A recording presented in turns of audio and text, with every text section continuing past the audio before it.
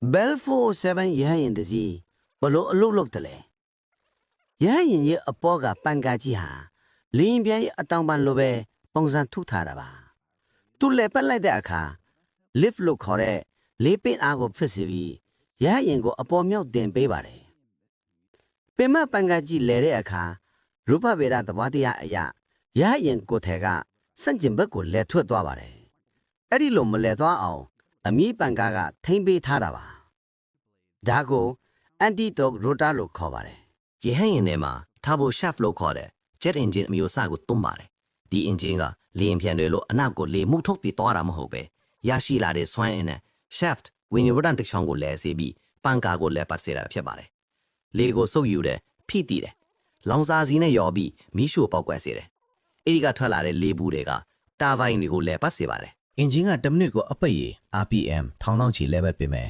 ပန်ကာကြီးကတော့အဲ့ဒီလောက်မြန်မြန်လဲလို့မရပါဘူး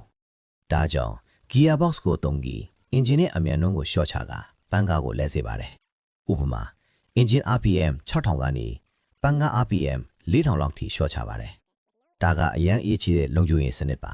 သပင်းချီသလိုပါပဲနင်းနေရင်ပြီးလဲမယ်ရက်လိုက်ရင်လက်ပြီးကဆက်လဲနေမယ်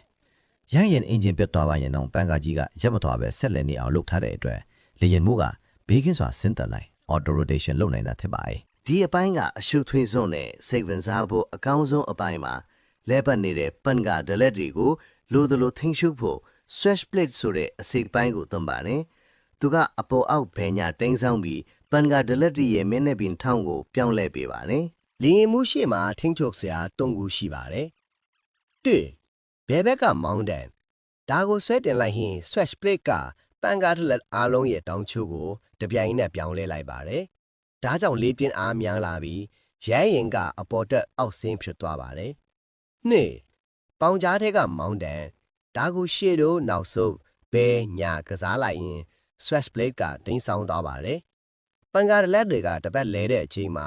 နေရာလိုက်ပြီးတောင်ချိုးပြောင်းလဲသွားတဲ့အတွက်ရမ်းရင်ကိုရှေ့နောက်ပဲညာရွေ့လျာစေပါတယ်။၃ချီနင်းတန်ဒါကတော့အနောက်ကအမီးပန်ကာကိုထိန်းချုပ်သွားပါ။ခြေထောက်နဲ့နင်းလိုက်ရင်ရမ်းရင်ရဲ့ဦးခေါင်းကိုဘယ်သို့မဟုတ်ညာဘက်သို့လှည့်သေးပါတယ် ကိုတဲကိုပော့ပါပြီးခိုင်ခန့်တဲ့အလူမီနီယမ်နဲ့ composite ပင်စီတွေနဲ့လုပ်ထားပါတယ်။မှန်တွေကိုအပေါ်အောက်ဘေးပတ်ပတ်လက်မွင်းရအောင်ကျဲကျဲဝန်းဝန်းတက်ဆင်ထားပါတယ်